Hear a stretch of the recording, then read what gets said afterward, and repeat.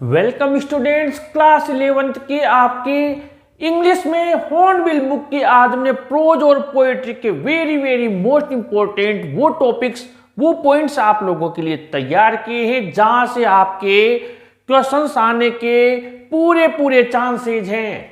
जी हाँ, आपका जो चैप्टर 1 है उसमें से आपके पहला question, how did the writers grandfather look, यानी कि दादाजी कैसे नजर आते हैं, शॉर्ट आंसर टाइप में पूछा जा सकता है। साथ ही दादाजी के साथ में दादी कैसी नजर आती है उसकी भी फिजिकल अपीयरेंस के बारे में पूछा जा सकता है। दोनों शॉर्ट आंसर में पूछे जा सकते हैं। उसके बाद में जो लेखक है उसका बचपन और दादी माँ से संबंधित क्वेश्चन बन सकता है आप लोगों के लिए, जो वो गांव में रहता है उस समय से रिलेटेड आपके क्वेश्चन बन सकता है। और फिर उसका शहर में आना और फिर वहां पर उसका टर्निंग पॉइंट क्या था उनके रिलेशनशिप का, ये। और इसके बाद में दादी माँ ने शहर में उसका समय कैसे व्यतीत करती थी, happiest moment of the day क्या था, और उसके संगीत के ऊपर क्या विचार थे, चिड़ियाओं से वो कैसे अपना समय व्यतीत करती थी, दोपहर में क्या करती थी वो, उसने कैसे जब लेखक पढ़ाई करके वापस आया तो उसका आगमन होम कमिंग को कैसे सेलिब्रेट किया, और जब उसकी मृत्यु हुई तो चिड़ियाओं ने किस प्रकार शोक प्रकट किया। ये क्वेश्चंस आपके, ये पॉइंट्स हैं, यहाँ से क्वेश्चंस बनने के पूरे चांस है। चैप्टर 2 में चलें तो पर्पज ऑफ राइटर्स वॉयज, यानी लेखक की समुद्री यात्रा का मुख्य उद्देश्य क्या था।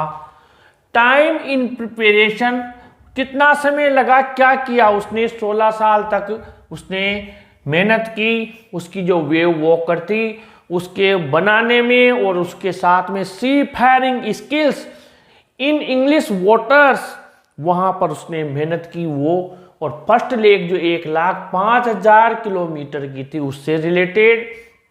फिर वो केप टाउन चले गए, वहाँ केप टाउन को छोड़ने के बाद में जो डिजास्टर आया, जो संकट उनके ऊपर आया 2 जनवरी को, उससे रिलेटेड वो बड़ी लहरें आई थी, आपने ये चैप्टर पढ़ा होगा।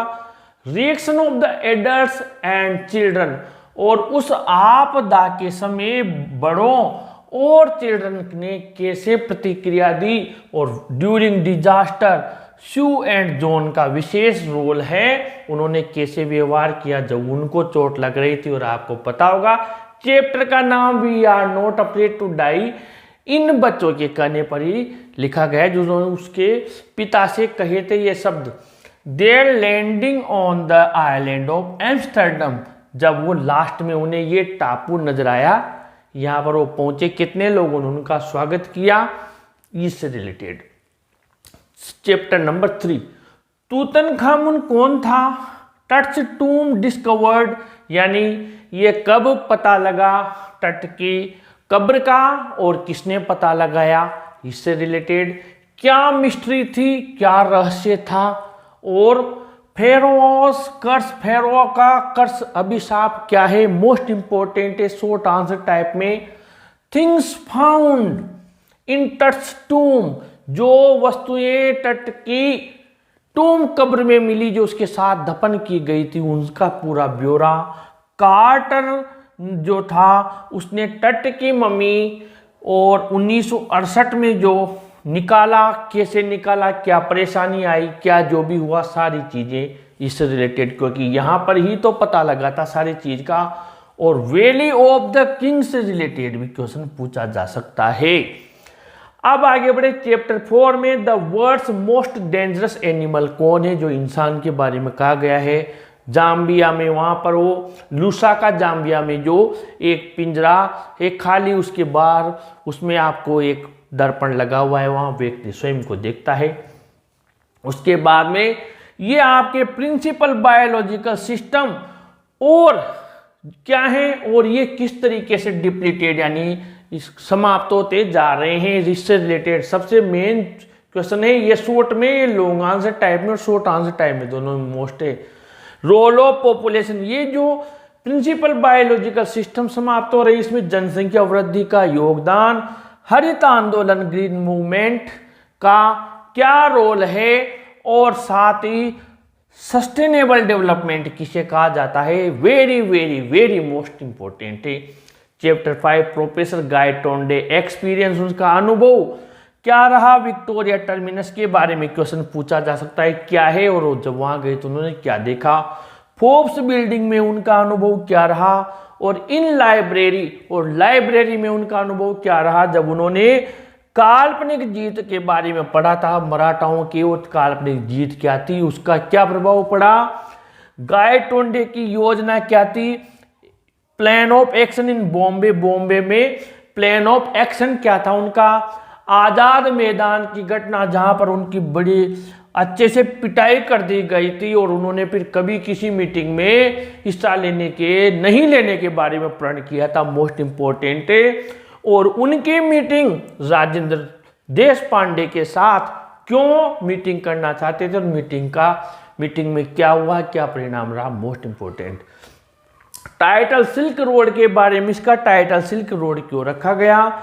Purpose to go mount Kailash की यात्रा का उद्देश्य क्या है, कोरा क्या है, वही माउंट कैलाश की यात्रा को कोरा कहते हैं। ऑथर की जो हेल्थ थी, फिजिकल कंडीशन थी, वो क्यों बिगड़ गई थी। एंड फील एट दार्शन गया तो उसे कैसा महसूस हुआ, क्या उसने पाया। मीटिंग विद नोबू के साथ उसकी मुलाकात का जो भी वर्णन है, पूरा ब्यौरा। गिफ्ट बाय लामू ने उसको जो उपहार दिया। अबाउट होर पर उसका कैसा अनुभव रहा, क्या होर के बारे में जो भी है रिलेटेड।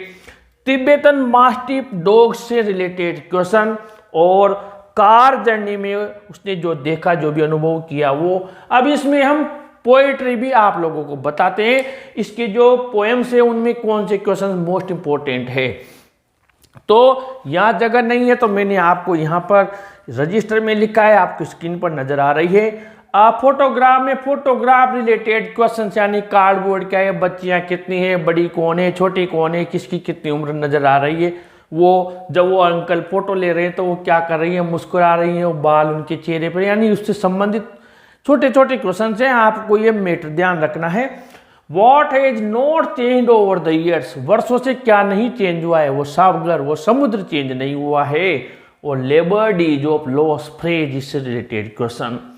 द लेबरनम टॉप, अगली poem. Birds coming and going event, जो चिड़िया आती है उस समय उस लेबरनम जो ट्री होता है उसकी क्या स्थिति होती है, पूरा शांत होता है, और जब वो आती है तब उसकी स्थिति कैसी होती है, पूरे बच्चे चा ची ची ची आवाज होती है, हैपनिंग क्या होती है, उससे related. Birds movement comparison to lizard, छिपकली से उस जो गोल्ड फिंच चिड़िया आती है उसकी तुलना। और engine of the family, very very most important question है, गोल्ड फिंच को क्यों कहा गया है। The voice of the rain, अगली poem. Which are two voice, जो दो आवाजें हो किस किस की है। और स्ट्रेंज टू टेल फ्रेज, यानी क्या चीज का बताना मुश्किल है, ये चीज कि कवि आश्चर्य में है कि ये आवाज है ये रेन की है, उससे बात कर रही है। What does the rain call her self, अपने आप को क्या बताती है, कविता में बरसात अपने आप को क्या कहती है। वेहर सी राइजेस, कहां से उड़ती है। एंड हाउ, कैसे उड़ती है। What happens when she descends या फॉल्स, जब वो नीचे उतरती है तो क्या होता है।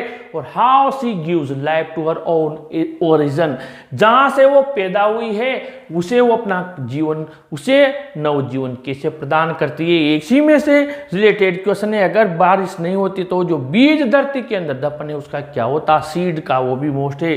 चाइल्डहुड से रिलेटेड अगली poem. Poets feelings towards childhood, कवि की भावना क्या है बचपन को लेकर, मोस्ट इंपॉर्टेंट है। हेल एंड हेवन के बारे में, यानी कि वो क्या सोचता था जब छोटा था, स्वर्ग और नरक के बारे में, और जब बड़ा हुआ तो क्या सोचने लगा। रेशनलिज्म अफेक्ट चाइल्डहुड, किस प्रकार से रेशनलिज्म बचपन को तर्कवाद प्रभावित करता है। रियलाइजेशन अबाउट एडल्ट्स, बड़ों के बारे में वो जब समझदार हुआ तो क्या सोचा, वो क्या समझने लगा कि ये जो बड़े हैं ये जो कहते हैं वो सच नहीं होता है, ये भी झूठ बोलते हैं। What poet finds about his mind, अपने दिमाग के बारे में कवि क्या पाता है। और where can the innocence of childhood be found, जो बचपन की जो इनोसेंस है, जो भोलापन है, वो कहाँ मिलेगा? उसने लास्ट में बताया पोइट ने कि जो शिशु है, इन्फेंट, उसके चेहरे पर मिलेगा।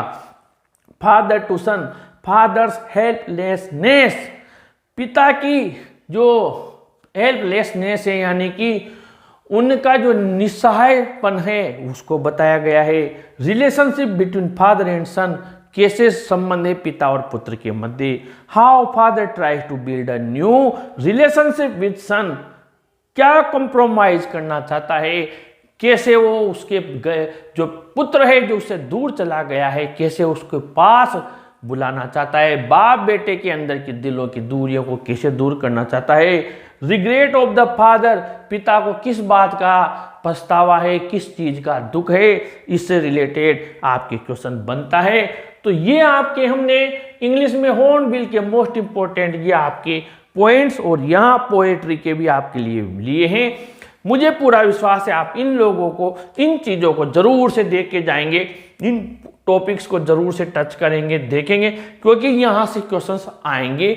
ये आप यकीन मान के चलिए, पूरे चांसेज है। इस वीडियो को जरूर से लाइक शेयर कीजिए और अपने चैनल को भी जरूर से सब्सक्राइब कीजिए। Thank you.